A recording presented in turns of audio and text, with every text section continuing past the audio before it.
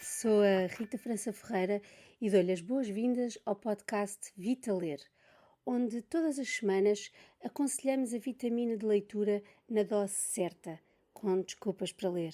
Acredite, no final vai poder dizer sem preguiça: Vita Ler. Neste mês de aniversário decidi fazer algo diferente e numa contagem decrescente para o dia 25 de Abril, data em que lancei o projeto de promoção de leitura Desculpas para Ler, vou fazer 4 episódios especiais do podcast Vita Ler, especial aniversário, onde podem encontrar boas desculpas para ler com alguns seguidores e posso-vos dizer que é seguramente um bom momento de escuta. Olá, Sandra, muito obrigada por ter aceito o convite do Desculpas para Ler, ter aceito este desafio. Como sabes, estamos em mês de aniversário, comemoramos 5 anos deste projeto de promoção da leitura.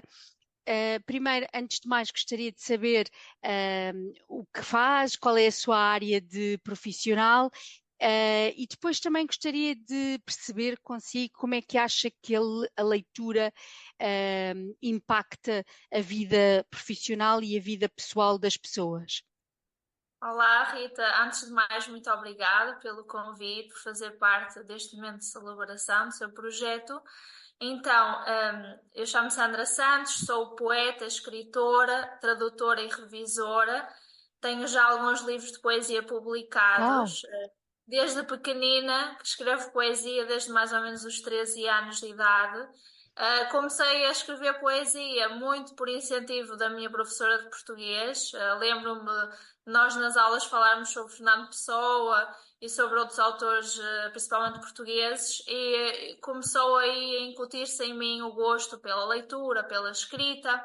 Então, desde essa altura que venho, então, de alguma forma construindo uma obra literária. Já tenho alguns livros publicados, tanto aqui em Portugal como no Brasil, no México, noutros países da América Latina. Sandra, depois, desculpe interrompê-la, depois pode partilhar os títulos, eu depois posso colocar também no post, tenho todo o gosto em partilhar e em conhecer esses livros. Sem dúvida, claro, eu depois envio toda essa informação. Então, como eu dizia, sou poeta, escritora, também trabalho como tradutora e revisora, tenho trabalhado ao longo dos anos com algumas editoras, algumas empresas, sobretudo com as línguas espanhola e inglesa, e de alguma forma estou sempre ligada à palavra, seja a palavra oral ou a palavra escrita. Sim.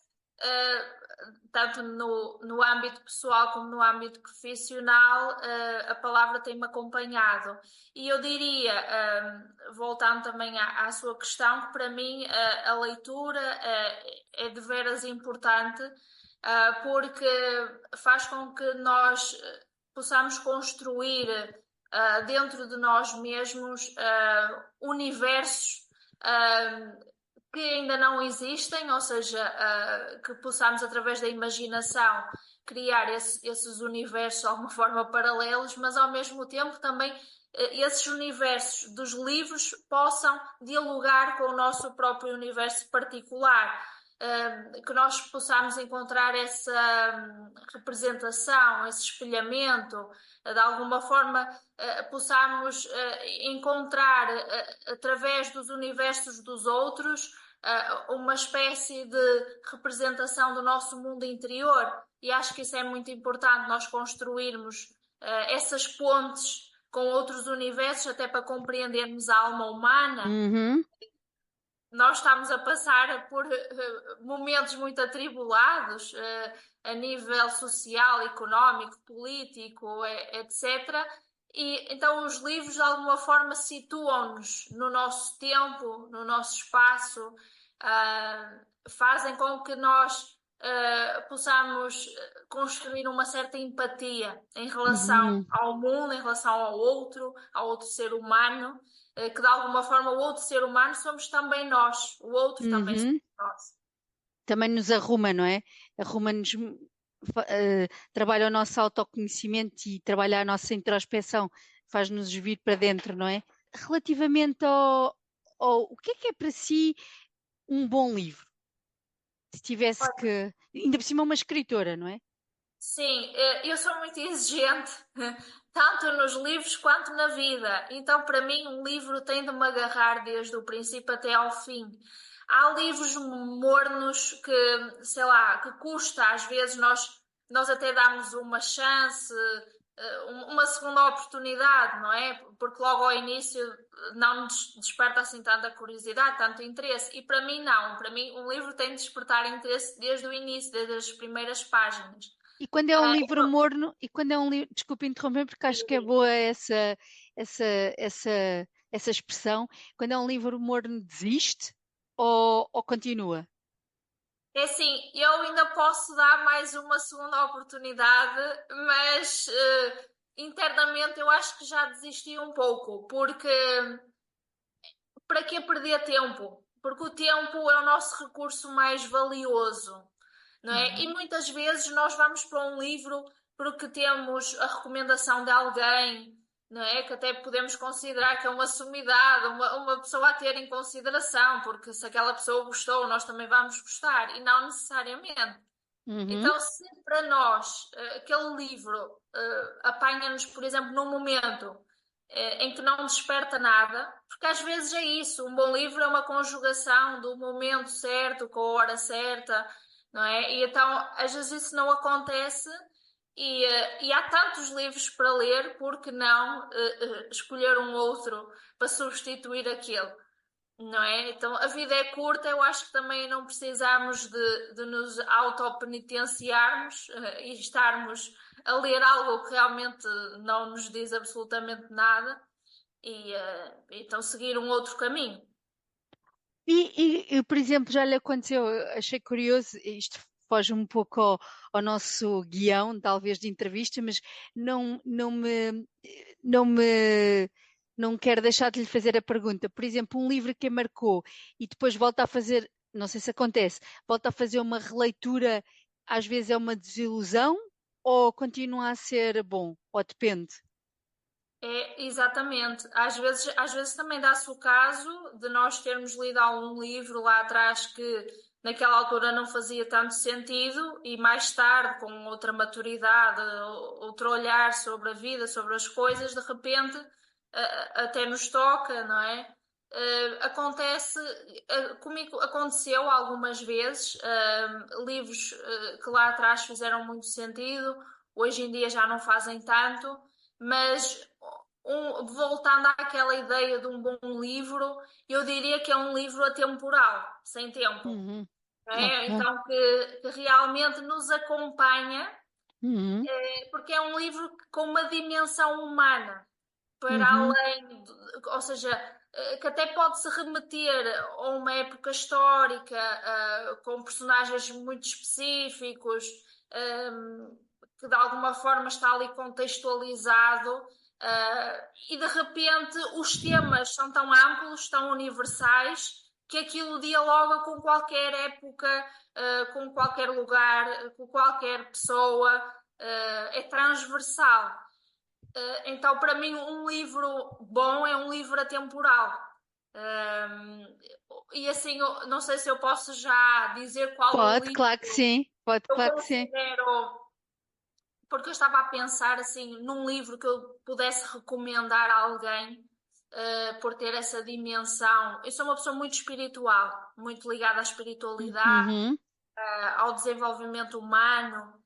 E um livro que digamos que é um best-seller, pronto, que nesse sentido é unânime porque toda a gente que o leu diz que o adora e que toca realmente na dimensão interna humana, que é o Poder do Agora, do Eckhart Uhum. Tolle.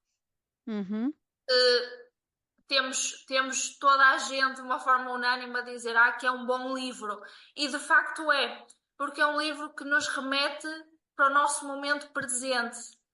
É um livro que nos remete para uma dimensão do aqui e do agora. Porque nós, com as redes sociais, com as novas tecnologias, estamos dispersos.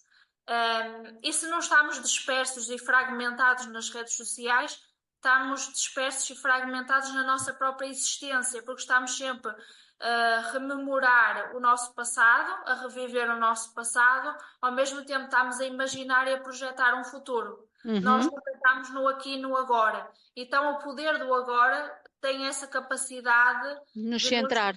nos centrar, de nos focar, de colocar a nossa atenção plena no aqui e no agora. E depois, claro, o próprio autor partilha o seu testemunho de como ele também chegou a essa epifania durante a sua vida, que ele próprio andou perdido e de repente teve uma epifania e conseguiu voltar-se para si mesmo, para dentro, para o momento presente e unificar-se com o aqui e com o agora. Então, eu acho que é um livro que vale a pena ser lido. Eu ainda não li, mas está na minha mesinha de cabeceira. E aliás já me foi recomendado diversas vezes, inclusivamente cá em casa, como um livro essencial. O que é que diria a quem não lê? O que é que está a perder? Eu diria a essas pessoas para darem uma oportunidade à leitura. Não precisam de começar logo assim por um grande clássico, não precisa ser assim tipo a Bíblia, não precisa ser assim um livro enorme, gigante, não é? Com múltiplas páginas, pode ser um livro fininho. Eu diria um livro que chama a atenção. Ou o Uhum, título porque chamou a atenção, de repente, que curioso, olha o título, porque dialoga com alguma situação do seu dia a dia, que de repente estão a passar por alguma situação. Às vezes não precisa ser uma coisa muito literária, pode ser algo relacionado com o desenvolvimento pessoal, por exemplo, que agora está muito uhum. em voga, que as pessoas de alguma forma interessam-se por essas temáticas. De repente pode ser até literatura infanto-juvenil, Uhum, por que não? também concordo. Nós às vezes temos essa ideia errónea que é só para crianças e jovens e não. É uma literatura, eu até posso também sugerir O Príncipezinho. Uhum. O Príncipezinho é absolutamente, Curiosamente já foi recomendado aqui como um dos livros, sem pestanejar, que te recomendaria a qualquer pessoa. sem Sim, é dúvida, quer intemporal. dizer, o Príncipezinho é uma obra obrigatória, essencial, tem tantas mensagens, tantas lições, tantas, diria que é um livro que dialoga com toda a família, né? Uhum. Desde os miúdos até aos graúdos. Deixa sempre assim mensagens que nos deixam a refletir sobre a nossa própria vida, sobre o valor das coisas, não é? Uhum. Onde é que nós depositamos o nosso tempo, a nossa atenção e o que é que para nós tem valor. Então, diria para as pessoas começarem por algo que lhes desperta a atenção, deem essa oportunidade, ler uma ou duas páginas, também não precisa de ser logo 10 páginas seguidas, ir com calma, ir saboreando e depois logo se vê, né? Sem qualquer pretensão. É um Às caminho, não vezes é? eu sinto que as pessoas colocam muita pressão sobre elas próprias. De repente eu tenho que ter uma meta, tenho de começar a ler não sei quantos livros por mês ou por ano, e não é obrigatório que assim seja. Acho que deve haver essa liberdade, pegar num livro, ir folheando, ir dando essa oportunidade. Se não fizer sentido, ler um outro livro que faça mais sentido, mas nunca desistir, porque vai haver algum dia que vai surgir algum livro Hum. que O fará clique. sentido no momento, o Fa- clique, exatamente. Ok.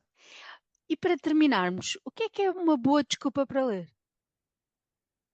É sempre uma boa desculpa para ler, há sempre um bom motivo para se ler. Eu diria que ler é como viajar sem sair do lugar. Uhum. Então é uma oportunidade de nós viajarmos sem termos de nos deslocar no tempo e no espaço, o que é ótimo, não é? Porque evitamos quaisquer logísticas, que dá uma trabalheira, não é? Como sabemos, viajar logisticamente dá trabalho e pegar num livro é a coisa mais simples do mundo. Nós, a partir do momento que pegamos no livro e o abrimos, estamos a viajar sem sair do lugar. Acho perfeito, acho perfeito. Obrigada, Sandra. Obrigada por ter aceito o convite e pronto, e vemo-nos por aí. E Obrigada. boas leituras. Obrigada.